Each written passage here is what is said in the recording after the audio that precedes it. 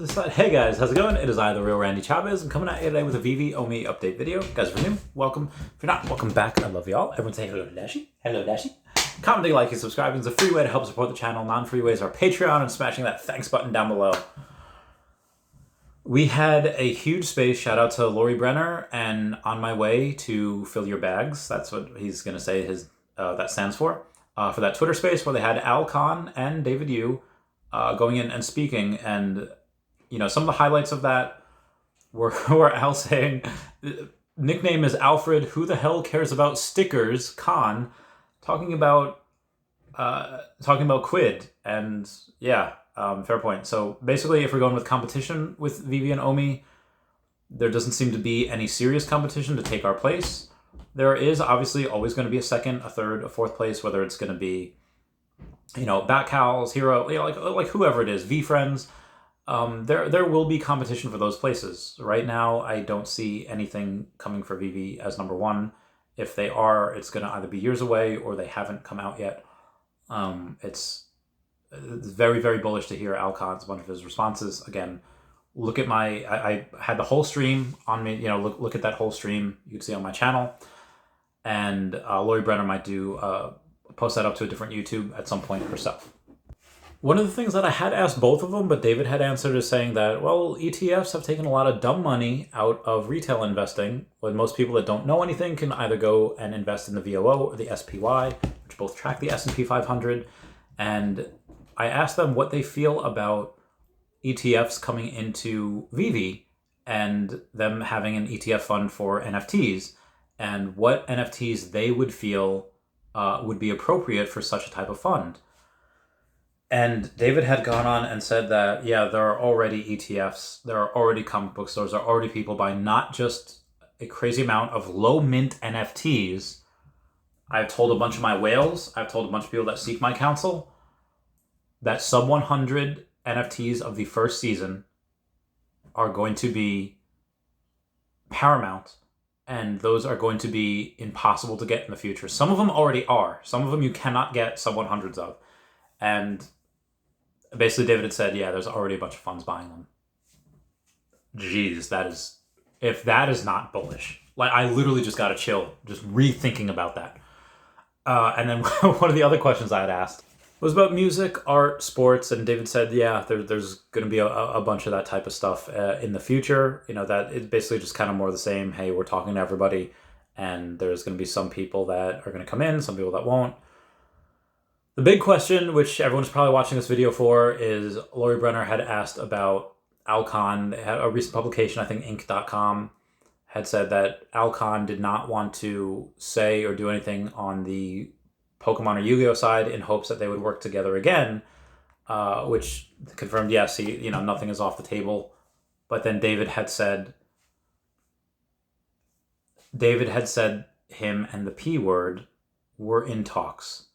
There was no confirmation that we have it. There is no confirmation that it's a done deal and it's signed and we're guaranteed to get it. But there was confirmation that there were conversations happening.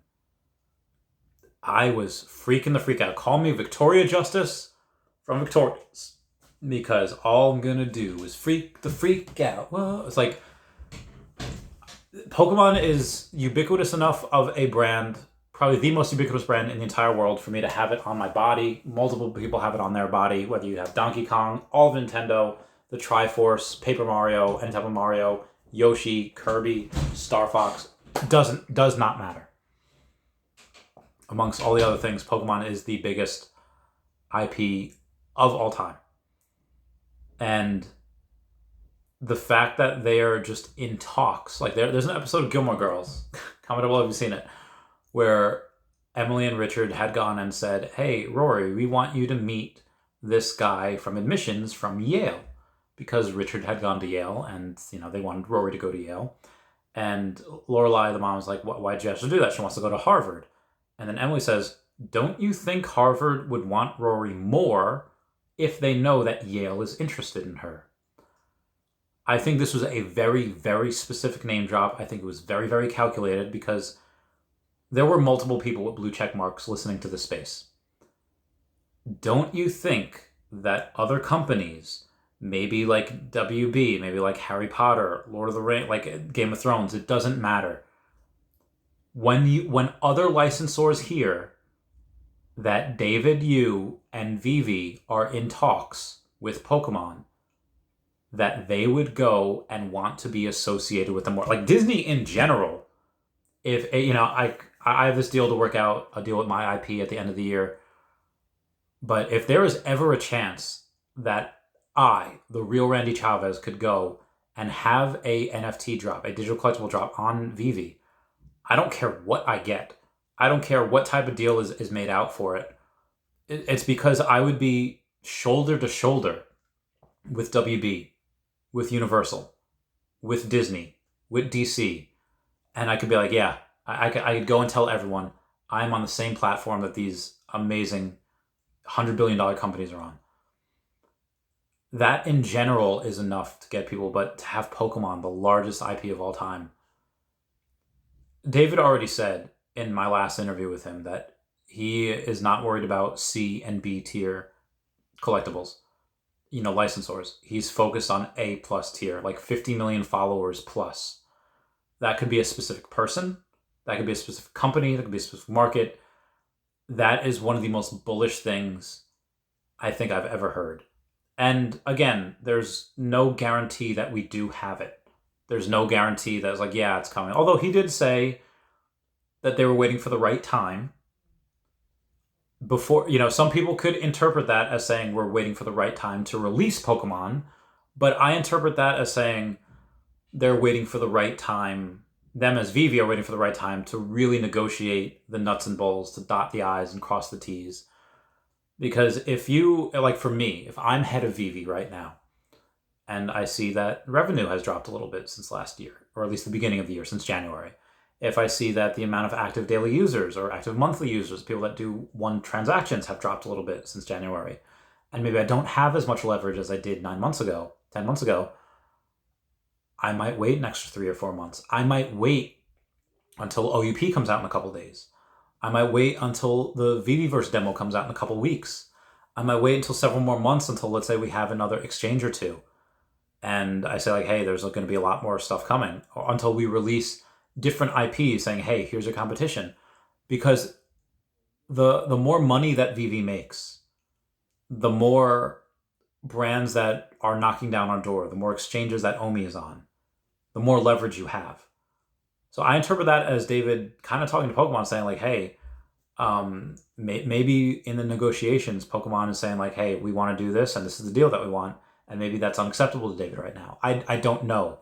But if I was him, if I was head of Veve, I would say like, okay, I understand what you want, and there is no other digital collectible company out there, NFT company, whatever you want to call them, that can do what we can do. Example, where OpenSea tweets out today that in their pilot program, they're beginning to test a new system to try and detect NFT theft in real time and prevent further resales of suspected stolen items to unsuspecting buyers, and say that items involved in detected suspicious behavior will be temporarily disabled on OpenSea. Okay, a bunch of people saying like, oh, is it Veve NFTs from real NFTs because you can't, they can go and disable your account anytime. Well, guess what? OpenSea literally just tweeted that today. The same exact thing. Veve is ahead of the curve. Veve does not need OpenSea. OpenSea needs Veve. And this go to the point that I say there's zero other NFT projects out there. There's zero other NFT platforms that claim they're digital collectibles that can do what Veve does. I don't care if you're Hero. I don't care if you're Batcows. I don't care if you're Recur. I'm bullish on a lot of other things out there. There are zero other platforms that can do what Veve can do right now, that can bring in as much money as Veve can. And maybe Nintendo, which owns 33% of Pokemon, has thought about that and said, okay, well, we can put $1 billion into this, and we can make a better platform. If you want to put $1 billion into it for a non-guarantee that what you do is the same as us, and maybe some things look better, maybe some things you can give a little bit more utility to, that is a pretty big gamble. But for Veve, where they're going to handle all this lawsuits, they're going to handle all the flack, all the blowback, and they already have a proven system of success, this is not even a hard call. I were Pokemon, if I were Nintendo, I would make the deal right now, as opposed to waiting for Veve to go and say, give them 6 months, and suddenly that OMI token has 3x'd, 4x'd, 5x'd, and then their sales have gone to the moon, and they've gone from 130,000 active users that do a transaction every single month to triple that to 1 million users. I would not give them that time. If they do, if we are lucky enough for them to do that, then Veve will get a much more beneficial deal. We'll get a much more beneficial term. I have no doubt that, because again, Pokemon and Nintendo Company, they are not dumb. They are very, very intelligent and very selective when it comes to they're not giving their IP to anyone else. I guarantee you, I will bet as much money, as much OMI as you want on this, they will not give their IP to any other platform. They will either give it to Veve or they will make it themselves. That much to me right now is evident. That much is clear. Nintendo, if y'all want to talk and say like, hey, which other platform do you think? Let me know, and I'll tell you that there's no other platform that can do anything that's close to what Veve is. I mean, when you have stuff like, the drops that we've had on Veve, when you've had the Sket 1 drops, I don't know if any of y'all have heard of Sket 1 beforehand, before it coming to Veve. When you have that drop outperform as far as volume, as far as sales and resale goes, when that outperforms Superman #1 comic book, the highest priced comic book in all of history, when that on Veve outperforms the Superman #1 as far as volume and trade sales, there is zero question on who's #1. There is zero question on who you want to give your IP to. Like what am I wearing right now? I'm wearing a Pokemon shirt with Arcanine over there. A little bit of Dragon Ball Z on the chest. This is not even a hard call. Like I said, I'm gonna raise as much money as I can before the end of the year. If I get it here, great. OMI by the end of the year is probably gonna be 0.004, not financial advice, and I'm saying that because that deal that I'm trying to do probably won't go through until December. And give me $100,000, $200,000. I'll spend most of it on OMI and on there. I would love to spend on it now. I don't have it now, but when OMI goes to 0.004, I have zero issue spending it there, knowing that it could get cut in half because the recession could get worse. China could attack the Taiwan Sea. In Taiwan, they could attack the South China Sea. It doesn't matter because I'm not holding it for 3 months, 6 months. I'm holding it long term. Whether I buy it in December or I buy it now or I buy it February next year, will it matter 5 years from now? Absolutely not. Obviously, I think it's going to go up 100%. Again, it's not financial advice. It's just what I'm doing. Because that interview had told me that there is zero room for anyone else to be anything but bullish on this space. Anyway, guys, that's kind of what I want to say on this recap. Please comment, like, and subscribe. Comments are good for the YouTube algorithm. Everyone say bye-bye to Dashie. Bye-bye, Dashie. I love you all. Class dismissed. Goodbye. Meow, meow, meow, meow, meow. Drop your thoughts down below.